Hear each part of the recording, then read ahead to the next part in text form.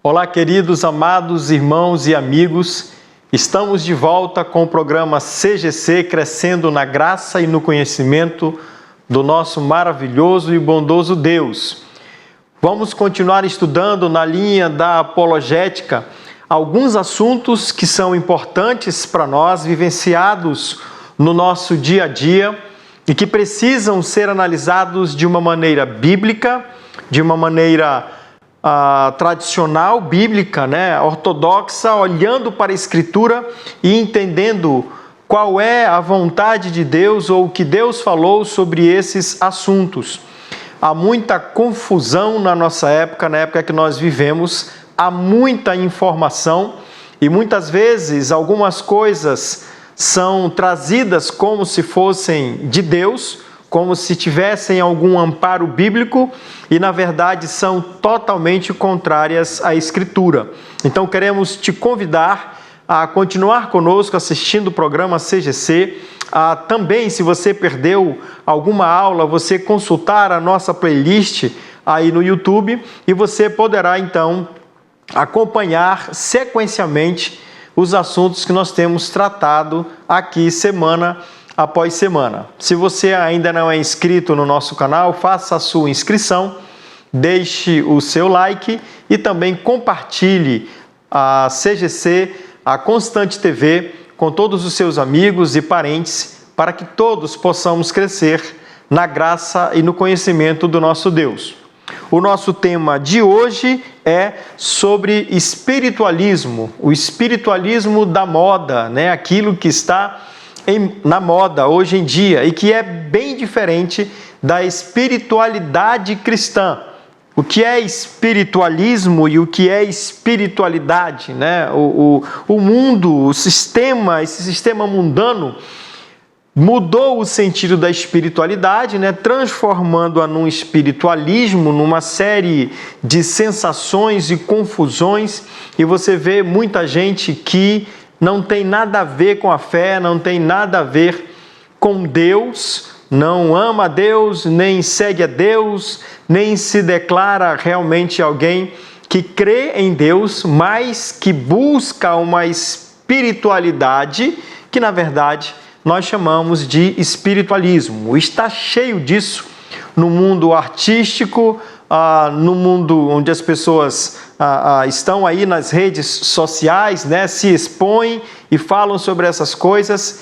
E por incrível que pareça, irmãos, até cristãos, membros de igreja, pessoas que estão frequentando uma igreja, muitas vezes se confundem sobre isso. E em vez de buscar a verdadeira espiritualidade no Senhor, se apegam a esse espiritualismo, a essa ideia barata da proximidade de Deus com algo que não tem nenhum amparo bíblico. Infelizmente, isso avançou, essa ideia avançou sobre as religiões, mas não é de agora, Desde o primeiro século, nós vamos encontrar aqui na Escritura os autores bíblicos advertindo as comunidades cristãs daquela época de que não confundissem a verdadeira espiritualidade com o espiritualismo que vem realmente de uma religião pagã, de uma ideia pagã das coisas, de uma cosmovisão pagã e que traz, então, essa confusão também para a igreja. O nosso texto base é Colossenses 2, de 20 a 23. Então, se você estiver com a sua Bíblia e abra para esse texto, Colossenses 2, de 20 a 23. Vamos ler o texto. Visto que morreste com Cristo para os espíritos elementares desse mundo, por que vos sujeitais ainda a mandamentos como se vivesseis no mundo? Tais como, não toques, não proves, não manuseies. Todas essas coisas desaparecerão com o uso, pois são preceitos e doutrinas dos homens. Na verdade, esses mandamentos têm aparência de sabedoria em falsa devoção, falsa humildade e severidade para com o corpo, mas não tem valor algum no combate aos desejos da carne. Sabemos que a verdadeira espiritualidade, irmãos, ela é um combate, sim, aos desejos da carne, a nossa vontade pecaminosa, quando nós vencemos isso através do Espírito de Deus. A verdadeira espiritualidade, ela se dá exatamente quando a nossa carne é vencida. Então, essa é uma luta que todos nós temos e precisamos continuar tendo para que possamos, então, ser vencedores. É isso que a Escritura diz, é isso que o apóstolo Paulo escreve aos Colossenses para que eles não confundissem a verdadeira espiritualidade com o espiritualismo que já agia fortemente na sua época, como nós vamos ver aqui ao longo do nosso tempo hoje.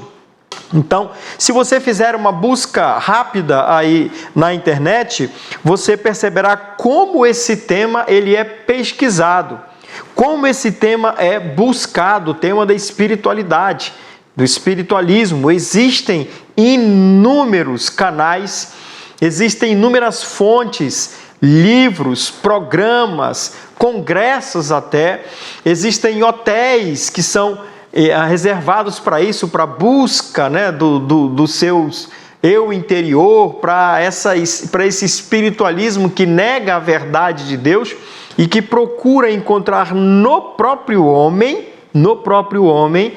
a sua satisfação espiritual, né? Parece loucura, mas é exatamente isso que acontece. Negam a Deus para buscar exatamente encontrar-se com Deus, né?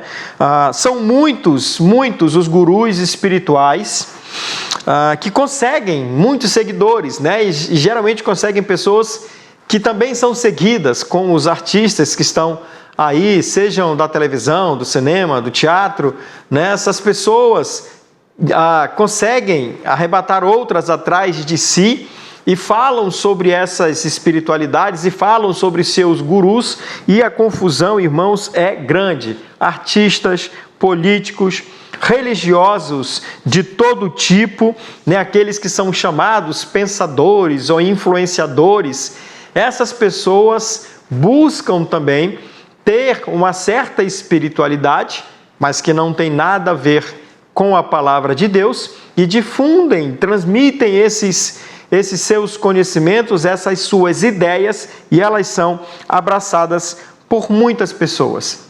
Mas como nós já temos observado, a verdadeira espiritualidade, ela só pode ser encontrada se ela for centrada no Deus da palavra e no Deus da verdade. Há muito material escrito por aí, irmãos, muitas coisas com aparência de religiosidade sadia também, mas não é, como nós vimos aqui, negam, né, o próprio Deus através dos seus pensamentos, mas existe muita coisa. De vez em quando sai aí um livro, né, que as pessoas começam a comprar na igreja e depois nós precisamos lá e ler o material e informar e dizer, olha, isso não tem nada a ver com Deus.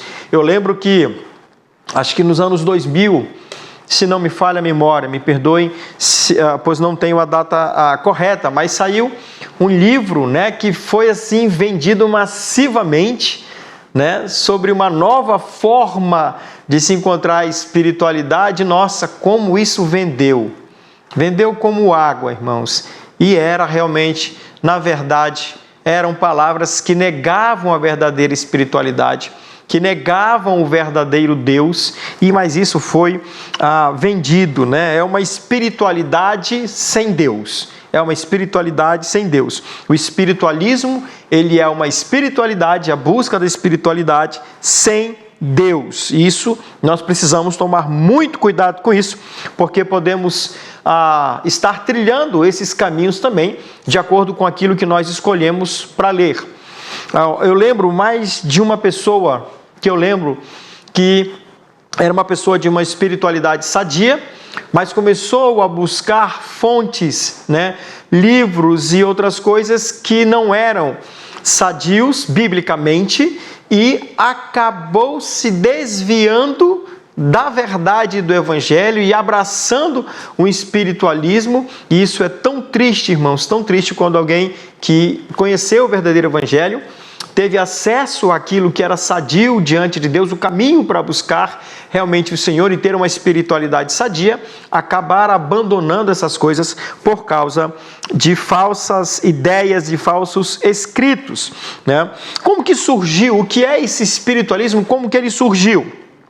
Ele faz referência, irmãos, a práticas disciplinares, espirituais, de alguns cristãos ali na Idade Média, né, ou pessoas ditas como cristãs, né, e que tem um modelo exatamente centrado nesse período da Idade Média, né, está relacionado com a busca daquilo que é místico, daquilo que é emocional, daquilo que é subjetivo, e se baseia tão somente na experiência do próprio indivíduo. E é interessante, eu estava assistindo um vídeo essa semana sobre um pastor que já foi realmente uma referência no meio cristão e no meio evangélico, que desviou-se do Senhor, cometeu pecados, não se arrependeu e virou um verdadeiro guru, né, dos nossos dias.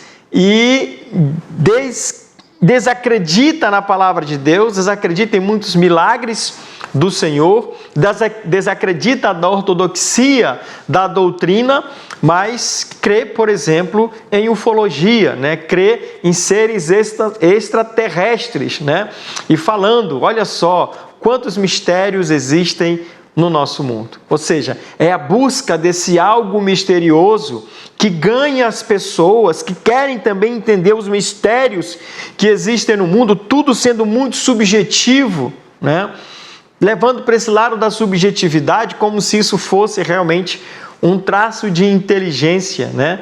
E esse pastor que já esteve, já foi uma bênção, hoje é uma verdadeira maldição, né? Porque atrai outros, vem, né, outros atrás de si e se baseia exatamente na experiência do próprio indivíduo. Então, as experiências dele, ele conta essas experiências, né, nas redes sociais, são mais importantes que a própria Escritura, ou seja, centralizado no seu próprio ego, no seu próprio ser e abandonando o único e verdadeiro Deus. Então, isso era praticado antigamente por monges, freiras, principalmente os católicos, né, no período medieval. Muitas vezes buscavam um distanciamento da sociedade, buscavam se afastar da sociedade e viver isolados em mosteiros e em conventos, como se isso fosse também algo a ser feito, como se isso contribuísse também para esse crescimento espiritual. Nós vamos continuar olhando esse assunto, queremos convidar você a continuar conosco, nós vamos para um rápido intervalo e logo voltaremos observando ainda a historicidade desse movimento espiritualista e que não é a verdadeira espiritualidade que nós devemos buscar. Fique conosco, nós já voltamos.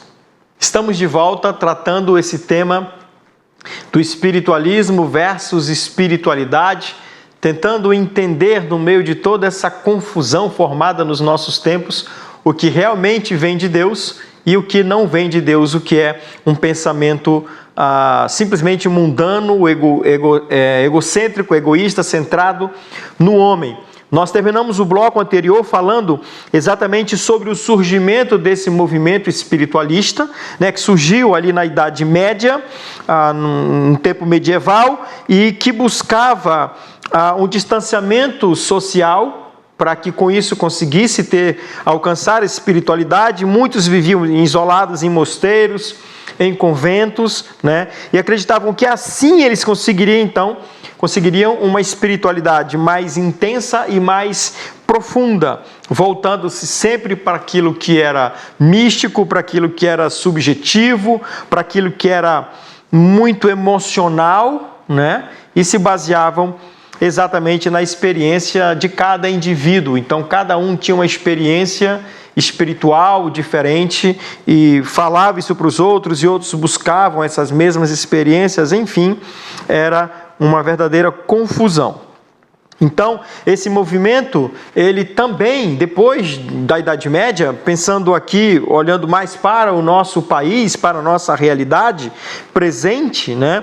O movimento católico carismático, ali na década de 1960, foi muito influenciado também por esse pensamento espiritualista. Então, dentro da Igreja Católica surgiu esse movimento carismático que trouxe essa carga também de informações de espiritualismo muito grande.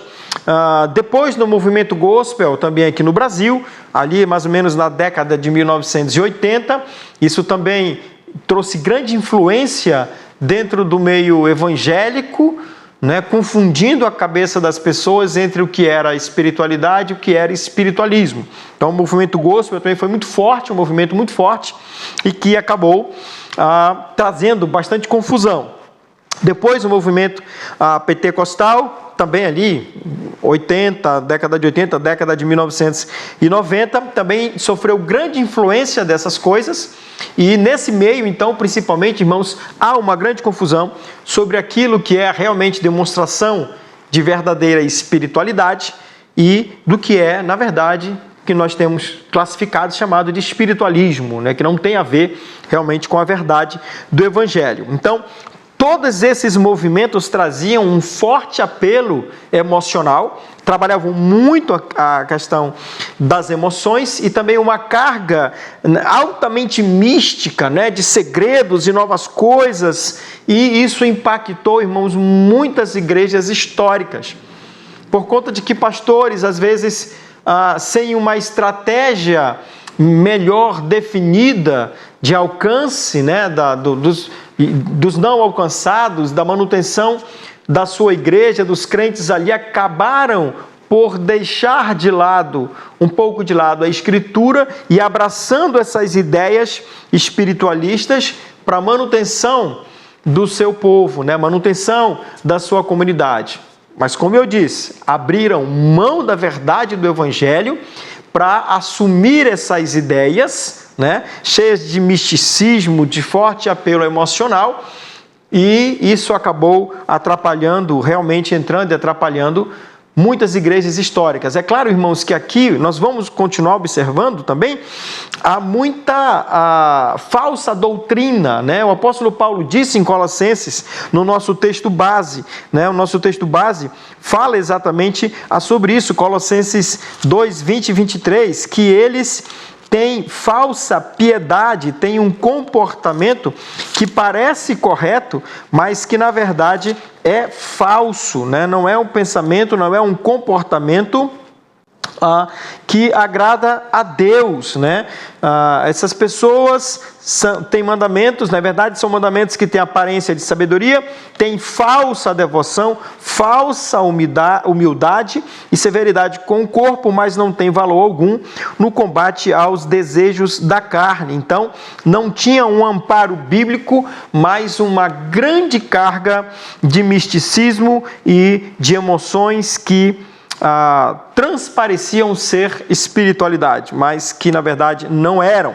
Algumas coisas, né, apenas algumas, existem muitas coisas aqui, nós não temos infelizmente tempo de tratar sobre todas elas, mas algumas que são bem fortes no sentido dessa carga de emoção, mas que são, na verdade, irmãos, questões tão ridículas, sabe, que entraram muitas vezes nas igrejas históricas e isso levou muita gente, né? Desencadeou aí uma série de coisas ruins. A unção do riso, por exemplo, né? Isso aí se espalhou na década de 80, de 90, era o riso desenfreado, gargalhadas, como se isso fosse realmente um tipo de posse, de dominação do Espírito Santo. Então a pessoa começava a rir desenfreadamente, a gargalhar, e, na verdade, isso não tem nenhum amparo bíblico, né?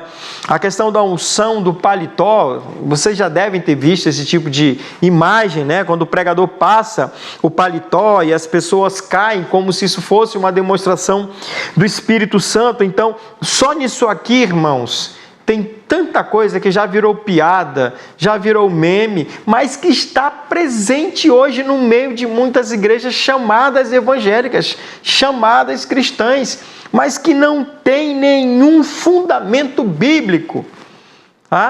É o sopro, é a metralhadora, é não sei o que, irmãos, é tanta loucura, gente, tanta loucura, Mas isso leva as pessoas, atrai as pessoas. Por quê? Por causa dessa grande carga mística, emocional e humana, né? O anseio no coração por algo que é humano. O apóstolo Paulo, a Escritura já tinha falado sobre isso, negam a verdade de Deus para abraçar ideias humanas, para abraçar ideias egoístas, né, que saem do fundo do coração do homem e que não tem nada a ver com Deus, né? Também a identificação de entidades demoníacas, demarcação de territórios, ou seja, tudo ali é do diabo, em igrejas que mais se fala do diabo do que de Deus.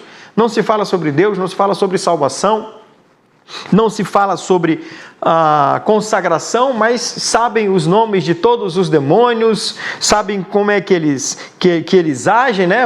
Também uma interpretação errada da doutrina de Satanás e de seus demônios, né? Creem em demarcação de território, como muitas vezes em algumas áreas da Umbanda também fazem, né? Ou seja, eles urinam em determinados lugares para dizer que aquele lugar agora é de posse do Senhor Jesus. Isso não vem da Escritura, irmãos, mas são práticas comuns em algumas igrejas que já foram igrejas tradicionais, que já foram igrejas sérias no Evangelho, que acabaram se desviando da verdade. Também o uso de vários jargões, né, como nós vemos por aí, né? Outra coisa, a unção de objetos, né, com água ou com óleo, né? As pessoas levam chaves de casa, levam foto, levam carteira de trabalho, e aí para que sobre aquilo seja colocada uma unção, para que uma porta de emprego seja aberta, para que a pessoa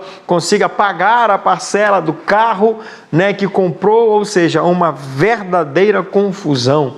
Alguns até apelam, né? Tragam a foto da pessoa amada para cá e a gente vai fazer um negócio aqui e você vai conseguir. Isso não é espiritualidade, irmãos. Isso é um espiritualismo mundano, com ideias mundanas e que, infelizmente, invadiram a igreja. Você não precisa de óleo para que você consiga alguma coisa. Você não precisa desse tipo de procedimento como se isso fosse um caminho para alcançar a verdadeira espiritualidade. Tá?